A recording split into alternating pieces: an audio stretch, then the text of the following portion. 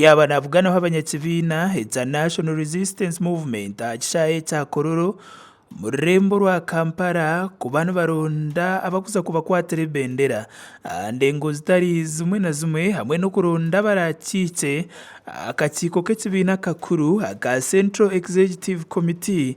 Umuyobozi w'ihanga His Excellency General Kaguta Museveni yaterera abanyakibiina toci ari nyensya y'ihanga.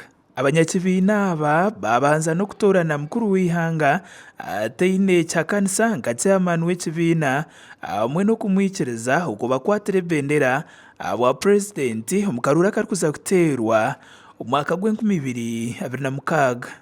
Muringo nugo gumwe abanyakibiina barabeyamu omuhwezi wa mukuru w'ekibiina Alhaji Moses Kigongo. Nabwanyuma mukuru w'ihanga kuyimuka kugambiraho abahagizi b'ekibiina yaboreka aho bashangire Uganda ari kushobora ngo aho bakwatira obwebembezi bw'ihanga abanya-Uganda obucweka 9 na kamwe harigana bakaba nibakora okurya konka. I thank you for again putting trust in me to be your chairman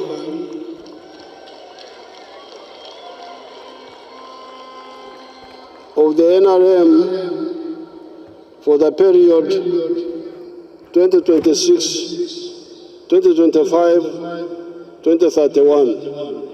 Thank you so much. Mukuru w'ihanga yayonzera yagira ngo bwahati bariyo nibakora obucweka ihembe okurebeka ngo mbwire buce tasya y'ihanga yabasa kweyonzera. We are now a lower middle income country. We are targeting becoming a high middle income country of $500 billion in the next few years. And why do we say this? We say this because much of the 66 billion is raw materials. Bikiriyaho President Museveni yashobora abebembezi ukutira munonga b'ekibiina cya National Resistance Movement g'obushomankuzi bwaba butarwanisiibwe ntunguka y'ihanga nebasa obutahikirira nk'oku gavumenti etebekanise. Problem of crime. You should not allow the police to cover up crime. If the police cover up crime, expose them and we'll get rid of them. We've got a lot of young people who want jobs. If the policemen who are there don't want to work, the ones who want to work are there. We don't have to beg these policemen. They must do their work. The problem of land grabbing. Fight land grabbers in your area. If you do this, you'll find that people will be very happy with the NRM. Healthcare, free education, roads,